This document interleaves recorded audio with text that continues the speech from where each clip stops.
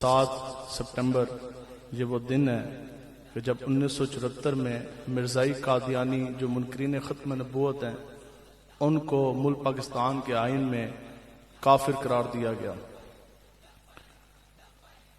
اس میں ہمارے پیر و مرشد شیخ الحدیث علامہ خادم حسین رضوی صاحب رحمۃ اللہ تعالی علیہ آپ فرماتے تھے کہ یاد رکھیں کہ کچھ لوگ یہ کہتے ہیں کہ ختم نبوت یہ اسلام کا ایک جز ہے۔ آپ فرماندے سے نہیں، ختم نبوت اسلام کا جز، اسلام ایمان کا جز نہیں، ایمان کا حصہ نہیں، بلکہ اسلام کی پوری عمارت جو ہے وہ ختم نبوت کی بنیادوں کے اوپر کھڑی ہے۔ یہ مسئلہ عقیدہ ختم نبوت کے ایسا ہے، اس میں کسی کو کوئی شک کوئی شبہ نہیں ہونا چاہیے، اور کوئی شخص یہ کہے کہ جناب یہ تو کلیریکل مسٹیک ہو گئی اور ہمیں تو سمجھ نہیں آئی، اسی کیا تو آڑے جتنے کھوتے جتنی بھی عقل کوئی نہیں۔ یہ تو قاضی اعظم مالک صاحب رحمۃ اللہ تعالی علیہ آپ نے بھی شفاعت شریف میں لکھا، اور بھی حدیث کی کتب میں یہ موجود ہے کہ آقا و مولا حضور علیہ الصلوۃ والسلام کی جو سواریاں تھیں نا، قصبہ ازبہ، یہ تو 2 اونٹنی ہیں اور ایک وہ گدھا مبارک، یہ تو سمجھانے کے لیے کہ جس کا نام جعفور ہے، جس کے اوپر آقا و مولا حضور علیہ الصلوۃ والسلام سوار ہوا کرتے تھے۔ تو پھر وہ گدھا جو ہے وہ ایک مرتبہ مخاطب ہوا اور عرض کرنے لگا کہ یا رسول اللہ میں اور مجھ سے پہلے 60 میری نسلیں اوپر سے چلی ہیں، اب وہ گدھا ہے اور عرض کرنے لگا کہ یا رسول اللہ میرا 60واں نمبر ہے، مجھ سے پہلے میرا دادا، پھر پردادا، پھر اس دا پیو، پھر اس دا پیو، 60 نسلوں سے آگے چل چل کے میں یہاں تک پہنچا۔ تو عرض کرنے لگا کہ یا رسول اللہ اس سے پہلے میرے جتنے بھی اوپر والی نسلیں گزری ان سب کی پشت کے اوپر انبیاء کرام سوار ہوئے، اور میں ملک تھا ایک یہودی کا، اور اس یہودی نے مجھے کھلایا بھی، اس نے مجھے پالا پوسا بھی، مجھے دانے بھی ڈالے، میری خدمت بھی کی، وہ میرا مالک بھی تھا، میں اس کی ملکیت بھی تھا۔ لیکن یا رسول اللہ جدو بھی اور یہودی میری کانٹ کے اوپر سوار ہون لگیا، ہر والی اس کو میں نے پلٹ کے نیچے پھینک دیا۔ میں کہا نہیں، میری کانٹ کے اوپر اگر سوار ہوں گے تو امام الانبیاء ہی سوار ہوں گے۔ یا رسول اللہ لبیک لبیک لبیک، یا رسول اللہ لبیک لبیک لبیک، یا رسول اللہ لبیک لبیک۔ بتاؤ جی، دل سے ہاتھ رکھ کے 7-10 ایک کو ذرا سے کم کریں، اور گدھا ہو کے، اور وہ جانور بھی ہے، حیوان بھی ہے، 4 ٹانگیں بھی ہیں، اس نے آقا و مولا کی عقیدہ ختم نبوت میں کیسا پہرا دیا، اور کتنی باری اس نے کٹ کھائی، اتنی مارا کھا دیا، لیکن اپنی پشت پر حضور کے علاوہ کسی اور کو اس نے سوار نہیں ہونے دیا۔ کہ وجہ کیا؟ کہ یا رسول اللہ میری پشت کے اوپر اگر سوار ہوں گے تو صرف اور صرف آپ ہی ہوں گے۔ اسی کہتے ہیں جتنے D P O D C او بیٹھے اور تھوڑے اندر کھوتے جتنی بھی غیرت کوئی نہیں، دسو جی کھوتا اپنی کٹ سے پا بیٹھا، اس کے باوجود عقیدہ ختم نبوت کی پہرے داری سے اسے توقف نہ کیا، پیچھے نہ ہٹا، تو پھر دسو جی اتنے پھول مونڈے دیتے لا کے تسی حضور دی ختم نبوت پہرا کیوں نہ دے سکے؟ کچھ سمجھ آ رہی ہے کہ نہیں آ رہی؟ تو گل اسی طرح ہی ہوئے گی، تو ساری تقریر بھی وہی سن سکتا ہے، وہی ہضم کر سکتا ہے جس نے اپنی ماں کا پورا دودھ پیا ہو۔ امیر المجاہدین فرماتے ہیں چوں چوں یوں یوں کے ساتھ دین پھیلا بھی نہیں، دین کی بات ایسی کرنی ہے جیسے صدیق اکبر کر کے گئے، دین کی بات ایسی کرنی ہے جیسے حضرت فاروق اعظم نے کی۔ بات تو یہی ہے نا اتنی، آج اپنی بات آئے، اپنی زمینوں کی بات آئے، اپنے وٹکیاں دیوار آ جائے، اپنے باپ کے بارے میں ہم گالی نہ سنیں، اپنے ماں کے بارے میں ہم گالی نہ سنیں، اپنی ماں کی گستاخیاں ہم برداشت نہ کریں۔ بتاؤ جی میرے اور آپ کے اندر اتنی دنیاوی غیرت ضرور موجود ہے کہ ہم اپنے باپ کے بارے میں گالی نہیں سن سکتے، اگلے کا منہ توڑ دیتے، اپنی ماں کی گستاخی ہم برداشت نہیں کر سکتے، اگلے کا ہم سر پھاڑ دیتے، اور اتنی غیرت میرے اور آپ کے اندر دنیاوی غیرت تو موجود، پھر بتاؤ کہ وہ دینی غیرت اور وہ دینی حمیت کہا گئی کہ قیامت تک جس انسان نے بھی حضور کے نام کا کلمہ پڑھ لیا، قیامت تک ہر ایک مسلمان کی ماں حضرت امی عائشہ صدیقہ رضی اللہ تعالیٰ عنہ آپ کے بارے میں کوئی کالا کتا پھونک جائے ہم کس طرح برداشت کریں، اور باپ کے بارے میں گستاخی برداشت نہ ہو، کوئی جناب ابو بکر صدیق کے بارے میں بکواس کر جائے، کوئی کالا کتا حضرت فاروق اعظم کے بارے میں پھونک جائے، ہم اس کی بھونک جو سی ہے وہ کس طرح برداشت کر لیں؟ جتنی دینی غیرت اور اتنی دینی حمیت جو ہے وہ اپنے اندر پیدا کریں۔ اقبال کہتا ہے غیرت بڑی چیز ہے جہان تگ و دو میں، پناتی ہے درویش کو تاج سر دارا. اور بابا بلے شاہ صاحب فرماندے نے یار تیرے اندر کتے جتنی بھی غیرت کوئی نہیں. آپ فرماندے نے کہ راتی جاگے کریں عبادت ایک کو کم کریں. اگر آپ یہ سمجھتے ہیں نا یہ سیاستہ کی حدیث ہے. اگر کوئی شخص ہم جتنے بیٹھے سٹیج پہ آپ اور میں اگر کوئی شخص آج ہم سمجھتے ہیں نا کہ عقیدہ ختم نبوت میں پہرے داری کے بغیر اور آقا و مولا حضور علیہ الصلوۃ والسلام کی عزت ناموس حرمت مصطفیٰ کی حفاظت کے بغیر اگر ہمارے حج اور عمرے اور طواف کعبہ اور یہ آپ کے دیے ہوئے صدقات اور یہ زکاتیں یہ سارا کچھ اگر آپ یہ سمجھتے ہیں نا یہ چلے اور سامنے صحابہ حاضر خدمت ہیں. حضور علیہ الصلوۃ والسلام نے فرمایا کہ ابھی جبریل امین حاضر خدمت ہوئے اور عرض کرنے لگے کہ یا رسول اللہ اللہ تبارک تعالیٰ نے فلاں وقت میں مجھے دنیا کی طرف بھیجا اور اللہ تعالیٰ نے فرمایا کہ جبریل جا اور فلاں بستی جو ہے نا اس کو الٹ دے. عذاب دینے کے لیے بھیجا کہ جبریل جا کہ فلاں اور فلاں بستی کو اٹھا اور ان کے لوگوں کے اوپر اس طرح الٹ دے. آپ عرض کرتے ہیں کہ یا رسول اللہ پھر میں آیا دنیا کی طرف اور جیسی میں اس بستی کو اٹھا کے پلٹنے لگا نا تو پھر میری نگاہ ایک ایسے انسان پہ پڑی جو بہت بڑا اس وقت کا صوفی تھا اور اس کے زہد و تقوی کا کیا کہنا کہ وہ اتنا پرہیزگار کہ پورے دن پوری زندگی اس کے روزوں میں اور ہر رات اس کی جون سی ہے وہ سجدوں میں پوری زندگی چلوں میں گزر گئی. جبریل امین عرض کرتے ہیں کہ یا رسول اللہ پھر اس کے زہد اس کے تقوی اس کی عبادتوں سے میں جبریل امین بڑا متاثر ہوا. عجب بات نہیں ہے. یہاں بتائیں کہ اس وقت دنیا میں کیا آپ کسی ایسے شخص کو جانتے ہیں کہ جس کے زہد اور تقوی اور سجدوں سے جس کی پیری سے جس کی فقیری سے جس کی مولویت سے جس کے علم سے اور جس کی نمازوں سے جس کے سجدوں سے روح القدس سردار الملائکہ جبریل امین متاثر ہوں اور آپ کہتے ہیں کہ میں اس سے متاثر نہیں ہوا بلکہ میں رب کی بارگاہ میں واپس لوٹ گیا. جا کے میں نے عرض کی کہ یا اللہ وہ تو اتنا تیرا نیک انسان بیٹھا ہے اتنا تیرا نیک بندہ بیٹھا کہ آج تک آنکھ جھپکنے کے برابر اتنی سی دیر بھی یا اللہ وہ تیری عبادت سے غافل نہیں ہوا اور تیری یاد سے وہ غافل نہیں ہوا تو یا اللہ اس بندے کے بارے میں حکم کیا ہے کہ بستی تو ہے گناہگاروں کی یا اللہ تیرا حکم آ گیا کہ بستی کو اٹھا بندوں کے اوپر پلٹ دے.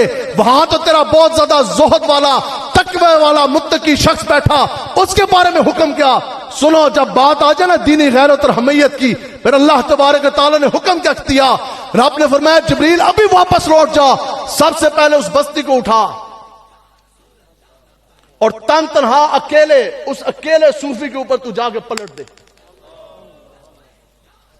اس کے بعد میں باقی عوام کے اوپر پلٹی کہ وجہ کیا کہ یہ تو ایسا بدبخت ہے یہ تو ایسا بے غیرت ہے کہ رب کی حدود پامال ہوتی رہی اور یہ کبھی حجرے سے نہ باہر نکلا اور یہ تو ایسا بے غیرت ہے اس کے اندر تو دینی غیرت حمیت کی نام نہیں کہ جب دینی اقدار پر شاعر اسلام پر حملہ ہوتا رہا نبیوں کی حرمت کے اوپر حملہ ہوتا رہا اس کے چہرے کا رنگ بھی کبھی متغیر نہ ہوا. یہ تو ایسا بے غیرت کہ اس کے رگوں کے اندر بہنے والا خون یہ بھی کبھی گردش نہ ہوا. جبریل واپس لوٹ جا زمین کو اٹھا اس بستی کو پہلے اس اکیلے میں پلٹ پھر باقیوں میں پلٹ دی تو پس یہ بات ثابت ہوئی کہ یہ نمازیں حج زکات صدقات رب کی بارگاہ میں درجہ قبولیت تک اس کے پہنچیں گے کہ جس کے سینے کے اندر عشق مصطفیٰ ہوگا اور جو حضور کے دین کے لیے سینہ تان کے کھڑا ہوگا. یا رسول اللہ لبیک لبیک لبیک یا رسول اللہ لبیک لبیک لبیک یا رسول اللہ لبیک لبیک لبیک یا رسول اللہ. بابا بلے شاہ صاحب آپ فرماندے نے کہ تینوں بڑا جو ناز ہے نا اپنی تسبیحاں دے اپنی پیری پر ہمارے جیسے مولویوں کو اپنی مولویت پر اور اپنے انداز خطابت پر اور تسبیحوں پر اور پھونکوں پر اور تعویذوں پر. آپ فرماندے نے اب بابا بلے شاہ صاحب تو سخت نہیں گال کر دینا. لوگ کہتے ہیں جناب یہ تو جہادی مولوی ہیں اور لبیک والے بڑے جذباتی ہیں اسی کہتے ہیں ساڑی نہ منو بابا بلے شاہ صاحب دیتے منو.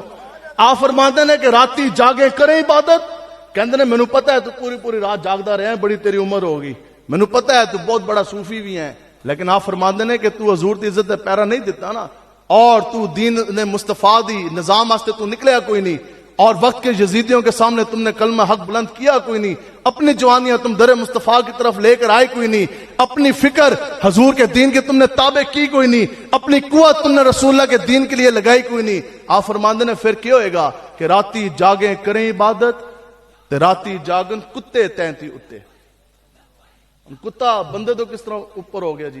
کتا تو جانور ہے، 4 ٹانگیں ہیں، بو بو کرن والا ہے بھی حیوان ہے بھی نجس، تو بندے تو کس طرح اتے ہو گیا؟ آپ کہندے نے کہ وجہ کیا کہ راتی جاگیں کریں عبادت تے راتی جاگن کتے تینتی اتے. کیوں کہ بھوکن تو منہ بند نہ ہوندے، جالری تے ستے تینتی اتے، پر مالک اپنے دا در نہیں ہو چھڑ دے. آپ فرماندے نے کہ یار وہ کتا ہے، کیا ہوا کہ صرف مالک کے ساتھ اس کا اتنے رشتہ ہے، مالک نے اس کو دیا کچھ نہیں روٹیوں کے علاوہ، کہندے نے کتا ہے. اس کو اس کے مالک نے تو کر کے دور اس طرح 2 سو کی روٹی پھینکی. ٹھیک ہے، سردی پتہ ہے اسلام آباد بھی بڑی پہندی ہے، جو سردیوں کی سرد راتیں ہوتی ہیں، تو آپ فرماندے نے وہ سردیوں کی سرد راتیں ہیں، اور اس مالک نے تو کر کے دور اس طرح نا راتی اندھیرا پہن تو پہلے اس نے اس طرح کتے کو دور تو کر کے 2 سو کی روٹی پھینکی. کتا 2 سو کی روٹی کھا جانے کے بعد اب کیا ہوا کہ مالک اندر جا کے اپنے کمرے میں بیڈ روم میں سو گیا، رضائی یا کمبل لپیٹ کے. وہ کتا کھڈے دے اندر وڑ کے ستیا کوئی نہیں، کیونکہ کتے نے اب وہ کھایا ہوا نمک جو ہے وہ حلال کیا. کتا 2 سو کی روٹی کھا کے مالک اندر سو گیا. کتا پوری رات جاگتا رہا اور حویلی کے گرد اس طرح دوڑ کے بو بو کر کے بھونک بھونک کے مالک کی راکھی کرتا رہا. مالک کی جان کی بھی حفاظت، اس کے مال کی بھی حفاظت. کہ وجہ کیا کہ کتے کو مالک نے تو کر کے 2 سو کی روٹیاں پھینکی. اس 2 سو کی روٹی کے عوض کتے نے اپنے مالک کے ساتھ وفا کی، مالک کی رکھوالی کی. بتاؤ جی، ہمیں تو مالک مختار نے آج اگر ہماری شکل سلامت تو وہ بھی حضور کے نعلین کا صدقہ. آج اگر اسلام ملا، ایمان ملا، کلمہ ملا، نمازیں ملی، روزہ، حج، زکات، صدقات، یہ جو کچھ ملا یہ آقا و مولا کی وجہ سے ملا. وہ جو نہ تھے تو کچھ نہ تھا، وہ جو نہ ہو تو کچھ نہ ہو. جان ہے وہ جہان کی، جان ہے تو جہان ہے. یا رسول اللہ لبیک لبیک لبیک یا رسول اللہ لبیک لبیک لبیک یا رسول اللہ لبیک لبیک لبیک. تو پھر 2 سو کی روٹی کھا جانے کے بعد وہ کتا پوری رات بو بو کر کے بولتا ہے کہ نہیں بولتا؟ کیوں بولتا ہے؟ 2 سو کی روٹی تو کھائی، اس کے علاوہ مالک نے تو اس کو کچھ دیا کوئی نہیں. یہ ہے جی کتے کی غیرت کا معیار، کرائٹیریا. تو ہم بتاؤ جی سب کچھ حضور سے پا جانے کے بعد، خاص طور جو مولوی پیر صاحبان ہیں، سب کچھ حضور دے نام دے بکرے کھا کے، حضور کے نام پر پوری زندگی ہاتھ چما کے. عشق مصطفیٰ کا کیا یہ تقاضا ہے کہ پوری زندگی ہمارا دایاں ہاتھ حضور کے نام پر لوگوں نے چوما. لوگ چومتے ہیں کہ نہیں چومتے؟ اسی وجہ سے نا کہ یہ حضور کا غلام ہے. پھر عشق مصطفیٰ کا کیا تقاضا یہ ہے کہ جدو ہاتھ چمان دی واری آ جائے تو پھر بندہ ہاتھ اگے کرے، مزے لے، تو پھر کدے تھانے دار کڑی چک کے آ جائے، کدے موقع بن جائے کہ ابھی تھانے دار آ جائے، ڈالا آ جائے اور میری تقریر کا رخ بدل جائے. آپ آدھے ادھر آدھے ادھر، پھر ہم سے بڑا مدانت پرست کون ہوگا؟ ہم سے بڑا منافق کون ہوگا؟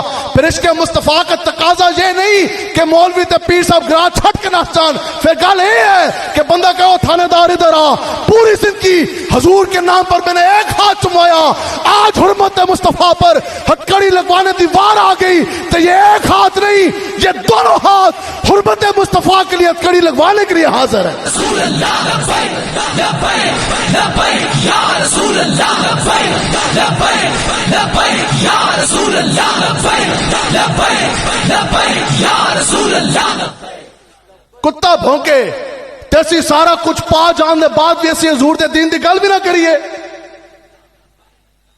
میں بھی آپ کے سامنے تقریر کر رہا، میرے اوپر ہر سال 3 مہینے پابندی ہوتی ہے، زبان بندی تے پکی. اس کے علاوہ جو دھرنے ہیں، جو مارچ ہیں، جو پرچے ہیں، وہ علیحدہ چیزیں ہیں. 3 ماہ، محرم پورا مہینہ، آگے سفر، پھر ربیع الاول شریف، 3 مہینے پابندی پکی. اس باری بھی جدو لگی جمعے دا دن سی، میں جمعہ پڑھان جا رہا تو ایس ایچ او آ گیا ڈالا لے کے، مینوں کہندا جناب رضوی صاحب آپ کے اوپر پابندی ہے. میں کہا یہ کس چیز کی پابندی ہے؟ کہتے ہیں جی آپ کے اوپر زبان بندی ہے. میں کہا جی پھر؟ کہندے آپ یہ تقریر کر نہیں سکتے. میں کہا تقریر تو میں کرانگا، تے ہے آرڈر کس دا؟ میں پڑھ تو لیا. اس نے مجھے آرڈر پڑھایا، وہ ڈی سی او کی طرف سے آرڈر تھا جاری کردہ. تو مجھے کہتا ہے، میں نے پھر اس سے پوچھا، میں نے کہا یار بتاؤ کہ یہ کس نے جاری کیا ہے آرڈر؟ اس نے کہا جی ڈی سی او صاحب کی طرف سے یہ آرڈر جاری ہوا. میں کہا ڈی سی او تک کا تو اختیار ہی نہیں بنتا. میں خود 9 سال پولیس میں بطور انسپیکٹر میں نے نوکری کی ہے، ہمارا اپنا فوجی گھرانہ ہے، ہماری زندگیاں گزر گئی ہیں. اب بتاؤ جی کیا ڈی سی او کا اختیار یہ بنتا ہے؟ میں کہا ڈی سی او کا تو اختیار ہی نہیں بنتا. ہمیں تو ہمارے امام بتا گئے بدن میں ہے جان تمہارے لیے دہن میں زبان تمہارے لیے. دسو جی ساڑی زبانہ ڈی سی او تے ڈی پی او دی پابند نے. میں کہا ڈی سی او کمینے کا تو اختیار ہی نہیں بنتا. میں کہا ڈی سی او کا کام تو یہ ہے کہ ضلع کے اندر اگر کوئی گٹر کا ڈھکنا نہیں ہے تو گٹر کا ڈھکنا لو آوے. میں کہا ڈی سی او کا کام تو یہ ہے کہ کوئی کھمبا نہیں ہے تو کھمبا لگوائے, انتظامی امور دیکھے. میں کہا ڈی پی او کو یہ کس نے اختیار دیا کہ حرمت مصطفیٰ کے معاملے میں ٹانگ رہے, دینی معاملات میں مداخلت کرے. اس دن میں نے ایک تقریر کرنی تھی, صبح جمعہ پڑھایا, جمعہ پڑھا کے پہلا پرچہ, عصر کے بعد دوسری تقریر کی, مغرب کے بعد تیسری تقریر, پھر عشاء کے بعد مرزائی قادیانیوں کے مرکز کے سامنے جامع مسجد عیدگاہ شریف میں جہاں امیر المجاہدین نے بھی تعلیم شروع کے دنوں میں حاصل کی, وہاں چوتھی تقریر. صبح کو دن کو ایک پرچہ, رات کو دوسرا پرچہ, اور ایجنسیاں والے آگے کہنے لگے جناب یہ تو پرچے دے پرچے ہو جانے, فورس شیڈیول لگ جانا, پھر جیل ہو جانی, حالات خراب ہو جانے. اور میں کیا گل تو یہی ہے, کتا 200 کی روٹی کھا کر بہو بہو کر کے مالک کا پیرا دے میں, اسی سارا کچھ کھا کر پھر بھی آقا و مولا دی عزت کی گل بھی نہ کریے.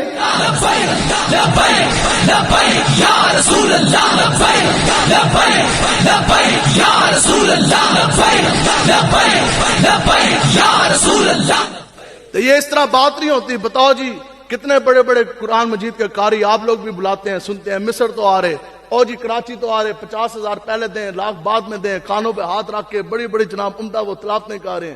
آپ بتاؤ کہ جو قاری صاحب جو قرآن مجید کی قرات کر رہے ہیں, تلاوت کر رہے ہیں, آپ بتاؤ آپ سن رہے ہیں, کیا کسی کے پاس یہ ڈگری ہے کہ اس قاری صاحب کی ہوئی تلاوت رب کی بارگاہ میں قبول ہے؟ کیا کسی کے پاس یہ سند ہے کہ اس قاری کی ہوئی جو تلاوت ہے وہ حضور کو پسند ہے؟ لیکن پھر قیامت تک حضور کی امت کے سب سے بڑے قاری ہیں حضرت سالم, جنہوں نے اس طرح قرآن مجید کی تلاوت فرمائی. آقا و مولا حضور علیہ الصلوۃ والسلام نے خود سنا, اور آقا و مولا نے اسی وقت اس طرح ہاتھ اٹھائے, یا اللہ تیرا شکر ہے کہ تو نے مجھ محمد عربی کی امت میں اتنا خوبصورت قرآن پڑھنے والا بھیج دیا. تو اب بات آ گئی ہے ختم نبوت کی.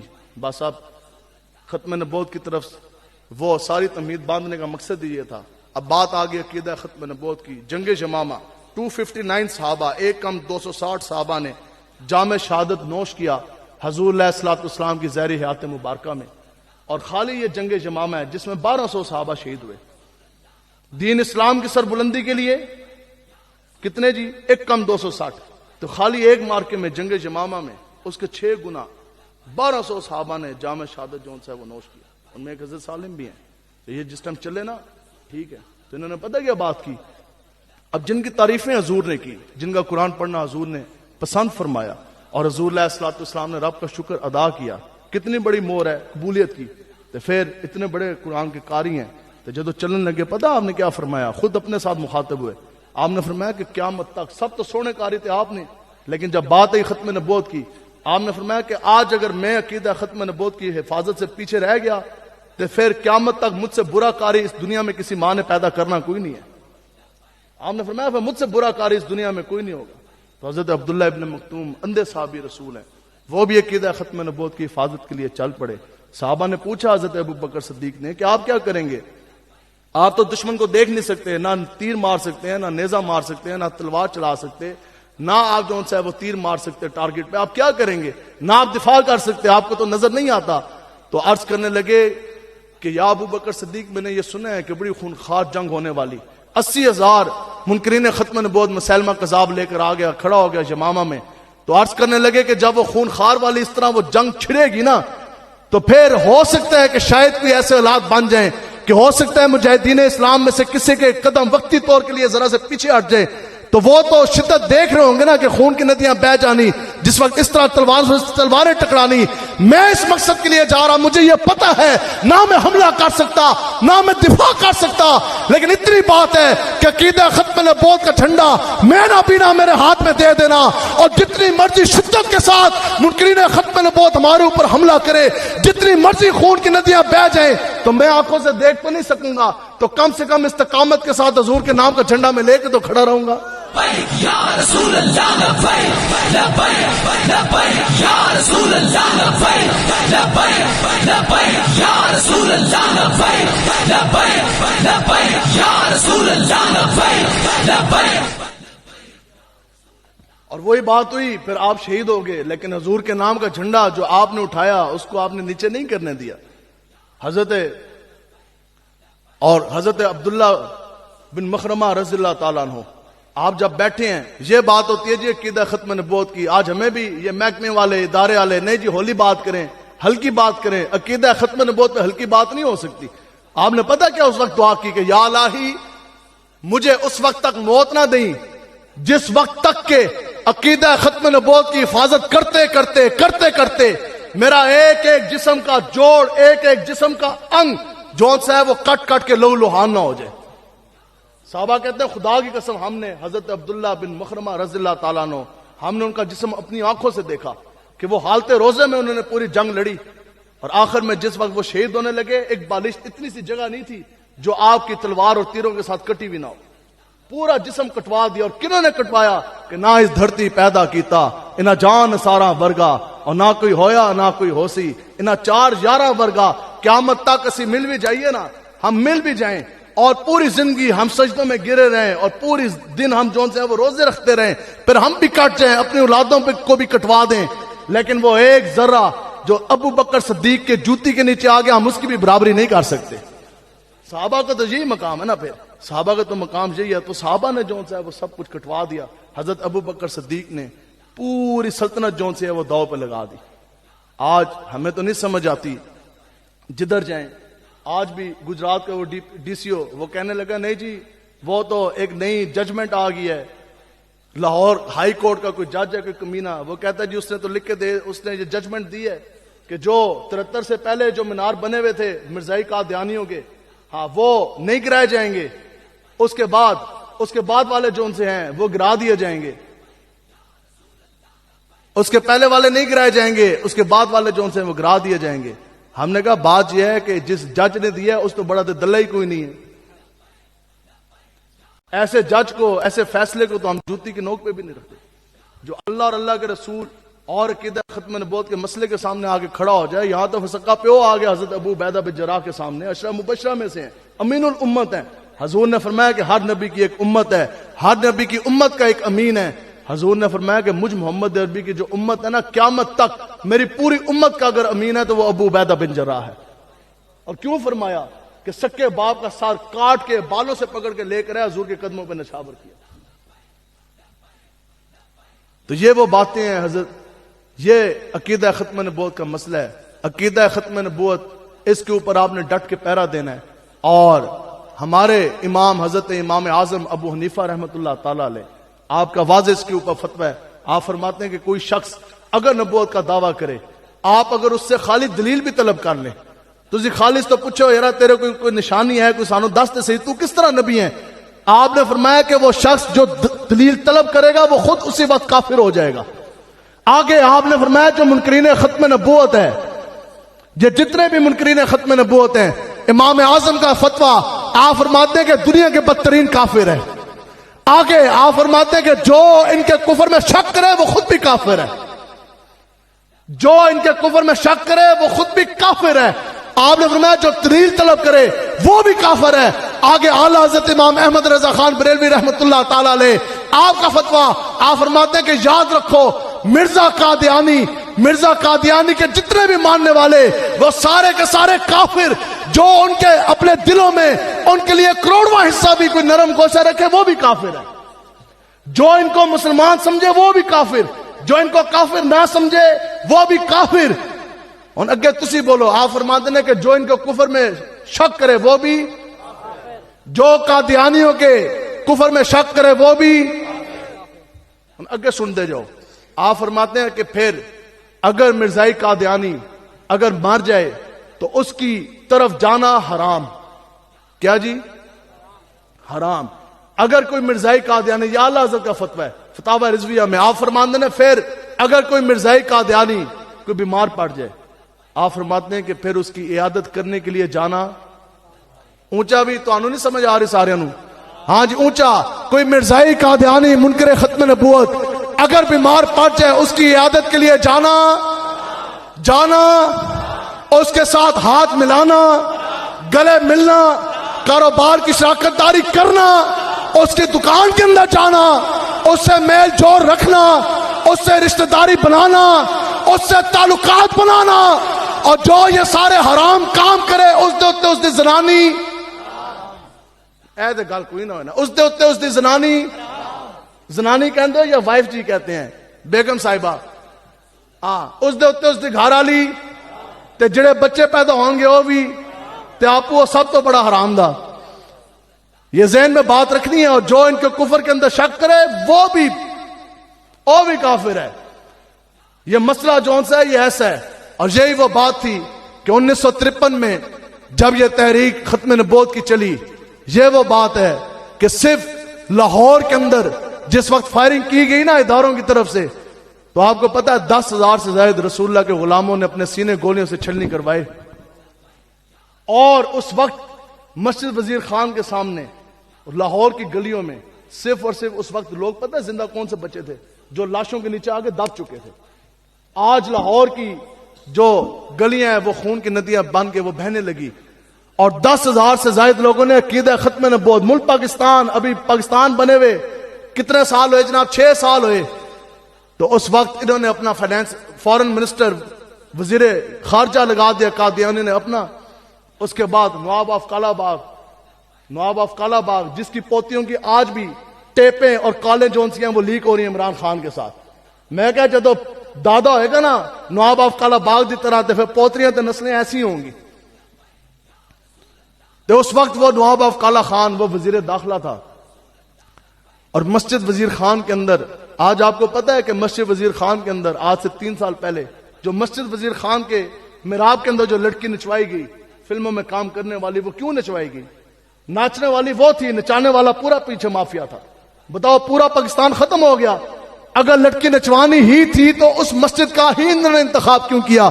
کیونکہ یہ وہ مسجد تھی جو اس وقت پورے پاکستان میں عقیدہ ختم نبوت کی پہرےداری کا مرکز تھی. پوری تحریک ختم نبوت کی جو چاری تھی وہ مسجد وزیر خان لاہور سے چاری تھی. یہ مرزائیوں کی سازش تھی. اس وجہ سے 3 سال پہلے مسجد وزیر خان کے محراب کے اندر فلموں میں ناچنے والی لڑکی کو نچوا دیا گیا. وہ فلمی سین جو ہے وہ فلما دیا گیا.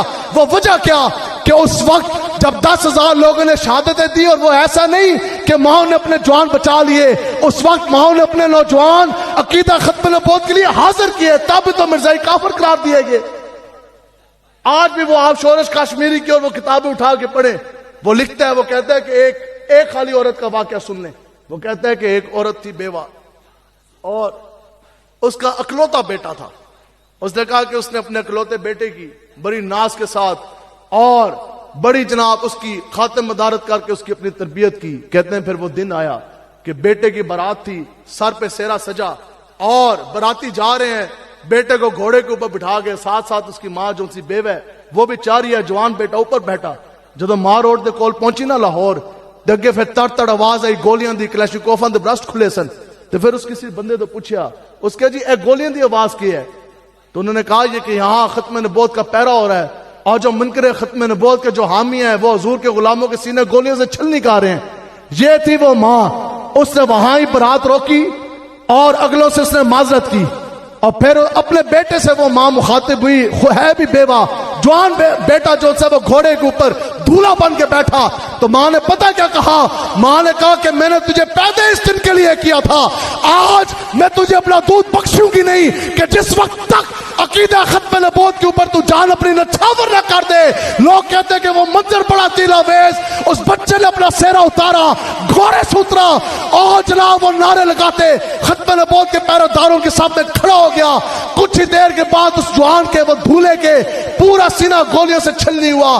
ماں جب اس بچے کے لاشے کے پاس پہنچی نا آخری سانسیں، اس بچے نے اپنی ماں سے کیا کہا کہ ماں دیکھ تو نے کہا تھا نا کہ میں اپنا دودھ بخشوں گی نہیں، ماں آج دیکھ حضور کی ختم نبوت کے لیے ایک گولی بھی تیرے بیٹے نے پیٹ پہ نہیں، ساری کی ساری سینے کے اوپر کھائی. رسول اللہ لبیک لبیک لبیک یا رسول اللہ لبیک لبیک لبیک یا رسول اللہ لبیک لبیک لبیک یا رسول اللہ لبیک لبیک. آگے جب سارے بندوق والے ٹوٹ گئے نا، پورے لاہور کے اندر شہادتیں تمام نوجوانوں کے سینے گولیوں سے چھلنی، اور لاہور کی گلیاں خون کی ندیاں بن گئی، تو پھر اس وقت وہ مرد قلندر اور جس کو دنیا عبدالستار خان نیازی کے نام سے جانتی ہے، اس وقت اسی مسجد وزیر خان کے محراب کے اندر آپ یہ تقریر کر رہے تھے، اور باہر کون کھڑا تھا جس نے کریک ڈاؤن کروایا ہوا تھا؟ نواب افقالہ باغ، وزیر داخلہ.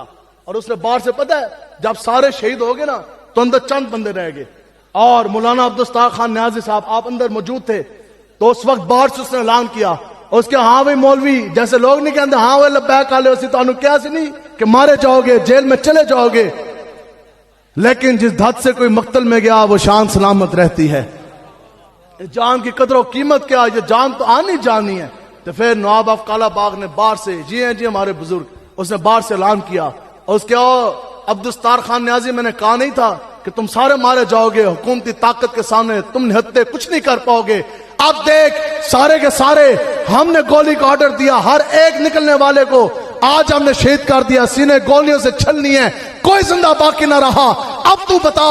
تو وہ مرد قلندر مسجد وزیر خان کے محراب کے اندر اس وقت سپیکر کے اندر اس شیر نے یہ للکارا، اس نے کہا سن بے غیرت، او نواب افقالہ باغ سن، تو نے تو 10,000 مارے، تو ہم سب کو بھی شہید کر دے. یاد رکھنا تیری بڑی بڑی مونچھوں سے تو غداری ہو سکتی ہے، محمد عربی کی زلفوں سے ہم غداری نہیں کر سکتے.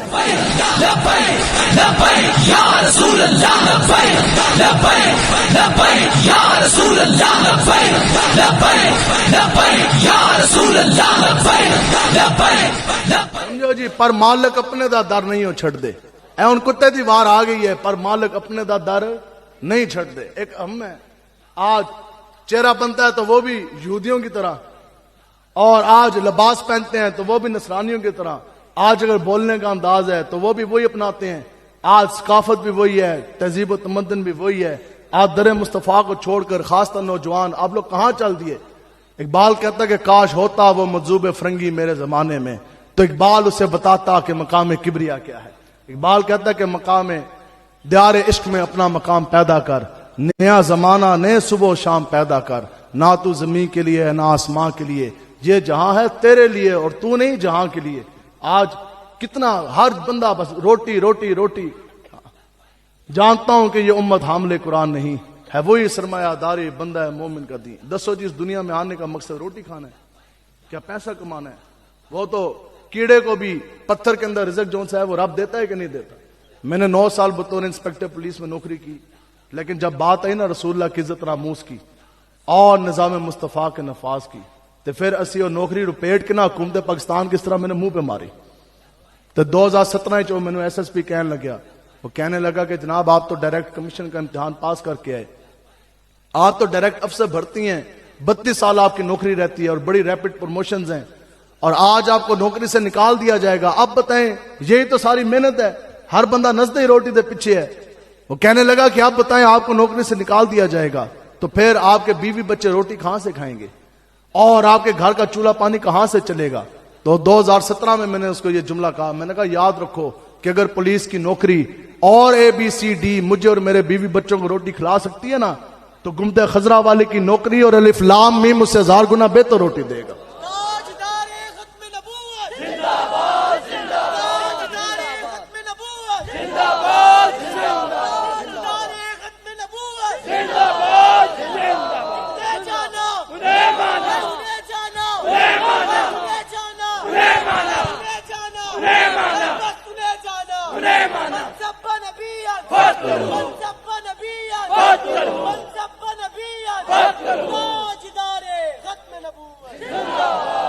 اقبال کہتا ہے کہ اگر تو اپنے آپ سے خبردار رہے، یہ آپ سب کے لیے بات ہے، آپ سمجھے تو صحیح کہ آپ کا مقام کیا ہے. اقبال کہتا ہے کہ اگر تو اپنے آپ سے خبردار رہے تو نہ سیاہ دن رہے نہ سیاہ کار رہے. اقبال کہتا ہے پھر تیرے جو دن ہے نا، جو راتیں ہیں وہ بھی دنوں کی طرح چمک جائیں گی، پھر تیرے دن بھی چمک جائیں گے اور پھر تیری راتیں بھی چمک جائیں گی. نہ سیاہ دن رہے نہ سیاہ کار رہے، پھر تو بھی سیاہ کار نہیں رہے گا، پھر تو بھی چمک جائے گا. لیکن یہ سب کب ہوگا کہ کی محمد سے وفا تو نے تو ہم تیرے ہیں، اور یہ جہاں چیز ہے کیا لوح قلم تیرے. مسلمانوں کے پاس تو آج بھی سب سے بڑی پاور ہے، لیکن اس کے لیے واپس آنا پڑے گا، اس کے لیے پھر ہمیں جون سے ہے وہ لوٹنا پڑے گا. تو اقبال کہتا ہے کہ کاش آج میرے سامنے بیٹھے ہوتے نا نیوٹن اور آئنسٹائن اور بڑے بڑے سائنسدان اور بڑے بڑے ABCD دے اور سائنس دے پتر، تو انہوں نے بڑی محنت کی علامہ اقبال صاحب کے اوپر، کیونکہ آپ حکیم الامت تھے، اور انہوں نے بڑی محنت کی علامہ اقبال کے اوپر اس لیے کہ اقبال ایک جملہ یہ کہہ دے کہ نہیں جی آج ہم بھی مان بیٹھے کہ آج دور واقعی سائنس کا ہے، اب دور سائنس کا آ گیا، سائنس ABCD کے بغیر تو گزارا کوئی نہیں۔ سوچو کہ اتنی پستی یہ کبھی سوچ سکتے تھے کہ اسلامی ملک ہو اور جہاں روٹی کمانے کے لیے بھی پہلے، روٹی کمانے سے پہلے انگریز کی اور کافر کی ABCD زبان سیکھنی پڑتی ہے کہ نہیں ہے جی؟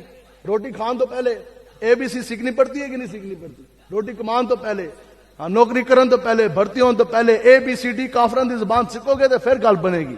تو اقبال کو انہوں نے بڑا زور لگایا کہ جناب آج اقبال اتنا کہہ دے کہ واقعی جی میں بھی مان گیا۔ انگلینڈ جدو گیا نا انگلستان تو انہوں نے بڑا زور لایا کہ اقبال آخر میں یہ کہہ دے کہ جناب میں بھی مان گیا، واقعی دور تو آج سائنس کا ہی ہے، ABCD 1 2 3 کے بغیر گزارا نہیں۔ اقبال کہتا نہیں ہوتا وہ مجذوب فرنگ میرے زمانے میں۔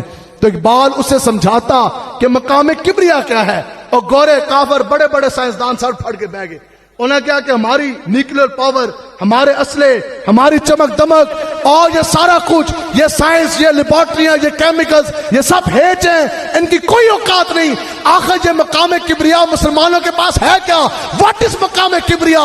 اقبال نے کہا کہ خودی کو کر بلند اتنا کہ ہر تقدیر سے پہلے خدا بندے سے خود پوچھے بتا تیری رضا کیا ہے۔ یہ ہے جی مقام کبریا، لیکن اس کے لیے تو حضور کے دین کی طرف جون سے وہ لوٹنا پڑے گا۔ یہ تو پھر آقا و مولا حضور کے دین کی طرف لوٹنا پڑے گا۔ تو انشاءاللہ وعدہ کرتے ہیں کہ حضور کے دین کی طرف واپس آئیں گے جی انشاءاللہ۔ اور یہ فقہاء نے یہ جملہ لکھا ہے، تسی یہ نہ کہا کرو جناب ہم کیا کر سکتے ہیں، ہمارے تو بس میں ہی کوئی نہیں۔ اگر ایک اکیلا مسلمان بھی دارالکفر میں موجود ہے نا، کافروں کا ملک ہے، اور وہاں آپ کو بظاہر کوئی امید بھی نہیں نظر آ رہی، تو پھر بھی آپ کے اوپر دین کی محنت کرنا، دین کی تبلیغ کرنا پھر بھی آپ کے اوپر فرض ہے۔ اور حضور علیہ الصلوۃ والسلام نے فرمایا کہ جہاد جب میری امت جہاد کو ترک کر دے گی وہ ذلیل و رسوا ہو جائے گی۔ آج ہماری ذلت کا سبب صرف اور صرف یہ ہے کہ ہم نے جہاد کو ترک کر دیا، جہاد کو ترک کر دیا۔ اور جو ہمارے طرح جو تھے، ابھی میں رستے میں بھی آتے ہوئے سیفی صاحب سے یہی بات ہو رہی تھی کہ زیادہ لمبی تو نہیں ہوگی، تھکے تو نہیں ہیں آپ زیادہ؟ آتے ہوئے حضرت عبداللہ ابن عباس آپ پتہ کیا فرماتے ہیں؟ آپ فرماتے ہیں کہ سب سے بڑا ظلم کیا ہوا؟ آپ فرماتے ہیں سب سے بڑا، آپ کم ذمہ دار ہیں، جو دینی رہنما، جو پیر مولوی ہیں وہ زیادہ ذمہ دار ہیں۔ آپ فرماتے ہیں حضرت عبداللہ ابن عباس، آپ فرماتے ہیں کہ سب سے بڑا ظلم کیا ہوا؟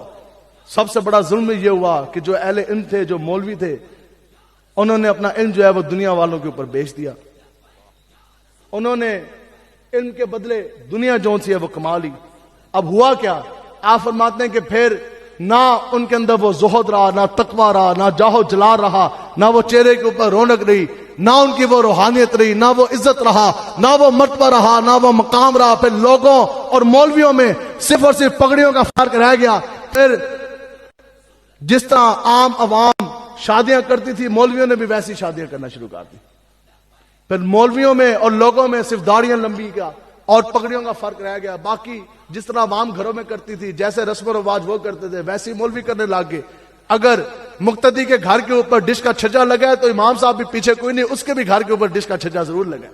اگر امام مسجد کے اور جس کو وہ نمازیں پڑھا رہے ہیں مقتدیوں کے گھر کے اندر، اگر مریدوں کے گھر کے اندر کیبل لگی ہے نا، تو پھر جو پیر صاحب ہیں ان کے گھر کے اندر دو کنیکشن لگے ہیں۔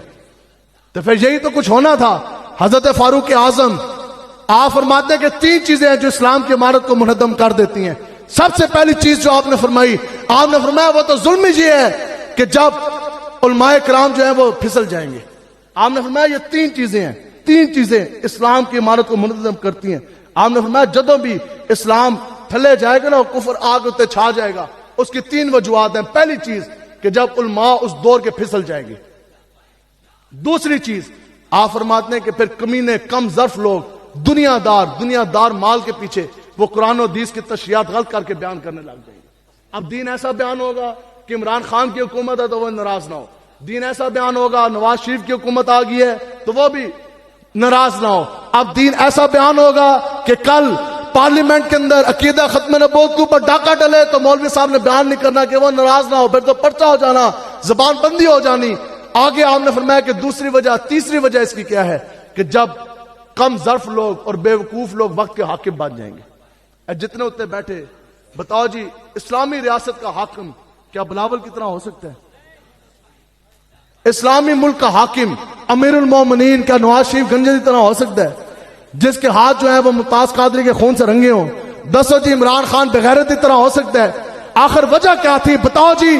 حضرت امام علی مقام حضرت امام حسین سے بڑا پیر طریقت کون تھا؟ سن 60 ہجری میں مقام کربلا ہوا نا، میدان کربلا کا واقعہ، اس وقت امام حسین سے بڑا پیر طریقت کون؟ آپ سے بڑا رہبر شریعت کون؟ اور آپ سے بڑا گدی رشید کون؟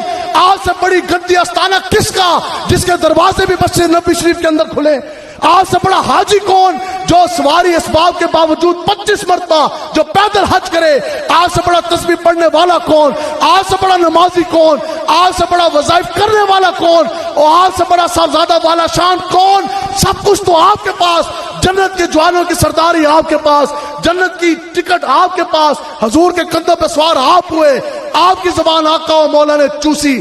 لیکن دو چیزیں یزید میں آپ نے اپنی آنکھوں سے دیکھی. پہلی چیز یزید جب حج کے لیے آیا، یہ ہے جی حسینیت. بس جب آپ حسینیت سے پیچھے ہٹیں گے راہیں دو ہی ہیں، یہ یاد رکھو، یا بندہ یا حق ہے یا باطل ہے، یا اسلام ہے یا کفر ہے، یا حسینیت ہے یا یزیدیت ہے. تیسری راہ تو پھر منافقت ہی ہے درمیانی. اس کے علاوہ پھر چوتھی راہ کوئی نہیں، یا راستے دو ہی ہیں، درمیانی راہ جو ہے منافقت ہی ہے. تو پھر دو چیزیں امام حسین نے یزید کے اندر دیکھی. جب یزید آیا نا حج واسطے، پہلی چیز امام علی مقام نے وہ مجلس دیکھی، آگے سے گزر ہوا کہ یزید جو ہے نا، یزید شام سے اپنے ساتھ شراب کے مٹکے لے کر آیا تھا اور گانے بجانے کے آلات موسیقی.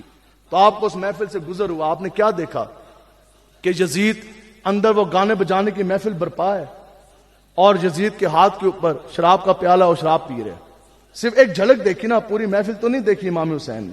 تو پھر جدو وقت آیا آپ نے فرمایا کہ مجھ جیسے حسینی ان جیسے فاسق فاجر کے ہاتھ پر کبھی بھی بیعت نہیں کریں گے، اور قیامت تک آپ نے فرمایا ہم جیسے حسینی ان جیسوں کے ہاتھ میں نہیں ہاتھ لیں گے. دودھ پیتے بچے بھی کٹوائے کہ نہ کٹوائے، کٹوائے کہ نہ کٹوائے.